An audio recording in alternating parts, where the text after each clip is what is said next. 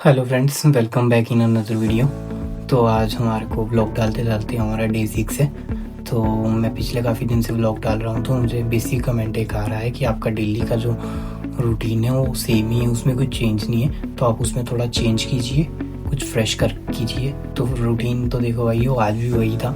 आज भी मैं सुबह वैसे ही उठा, नहाया, देवता जी के पास गया, पूजा की, वापस आया, खाना खाया, थोड़ा इधर उधर घूमे। एक्चुअली मेरा पैर फ्रैक्चर है, तो उस कारण मैं बाहर तो नहीं जा पा रहा हूँ अभी ज़्यादा, तो इसलिए रूटीन तो सेम ही चला है, लेकिन मैंने थोड़ा चेंज करने की कोशिश की है।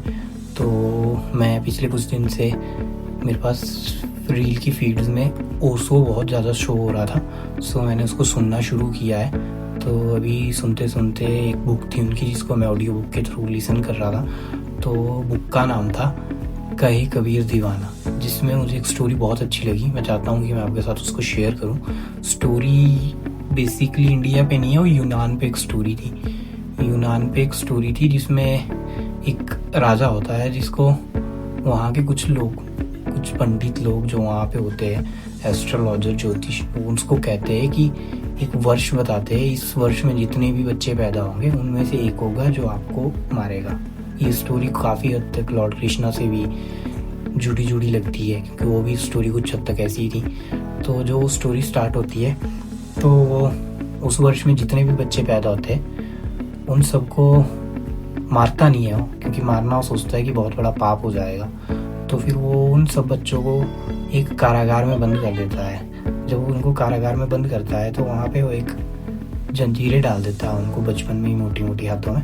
तो जब उनके हाथों में जंजीरें होती है, बचपन से ही उसके साथ बड़े होते हैं, तो सब बच्चे बड़े बड़े हो जाते हैं। तो फिर उनको लगने लगता है कि हाँ, ये जो जंजीरें है ये हमारे पार्टी है, बॉडी पार्टी है एक हमारा, ये हमारे आभूषण है, हमारी ज्वेलरी है, कि इसको हम सजा के रखेंगे। क्योंकि उन्होंने कभी देखा ही नहीं था बाहर, उनको लगा ये नॉर्मल है, ये सबके साथ होता है। तो उसी भ्रम में रहने लग गए थे। उनको कभी प्रकाश नहीं देखा था, उन्होंने लाइट नहीं देखी थी, तो वो अंधेरे को ही लाइट सोचते थे। जब वो लाइट की तरफ देखते थे तो उनकी आंखें बंद होने लग जाती थी काफ़ी टाइम से, जब क्योंकि लाइट आंखों पे नहीं पड़ती थी तो उनकी आंखें बंद हो जाती थी लाइट देखने के कारण। फिर उनमें एक व्यक्ति था जिसने कोशिश की कि वो लाइट की तरफ देखे। उसको बहुत मेहनत लगी, बहुत हिम्मत लगी, बहुत टाइम लगा, पर एक बार वो आखिरकार देख पाया। जब वो देख पाया तो उसने और कलर्स देखे, सब कुछ देखा। तो उन्होंने उसको औरों को बताने की कोशिश की, लेकिन किसी ने भी उसकी बात नहीं मानी। तो धीरे धीरे समझ गया कि ये आभूषण नहीं है, ये जंजीरें है। तो उन्हें तोड़ने की कोशिश करने लगा। एक बार वो तोड़ के उनको निकल गया। जब वो बाहर निकला, उसने दुनिया देखी, तो उसे बहुत अच्छा लगा। लेकिन उसको मन में थोड़ा गिल्ट था कि उसके जो साथी थे वो सारे अभी भी अंदर ही थे, और वो अभी भी उसी को ही दुनिया समझ रहे थे। तो उसे बहुत बुरा लगा कि उसी भ्रम में मर जाएंगे। तो पहले तो उसके मन में आया कि मुझे नहीं समझेंगे, अगर मैं जाऊंगा अभी तब भी वो मुझे पागल ही समझेंगे, जैसे पहले समझते थे। लेकिन फिर भी उसने थोड़ी हिम्मत जुटा के वापस गया। जब वो तो उनको समझाने लगा, तो जब वो उनको समझाने लगा तो उसको नकारते गए, क्योंकि अगर वो उसको मान जाते तो शायद उनकी तो लाइफ का सारा आधार ही ख़त्म हो जाता।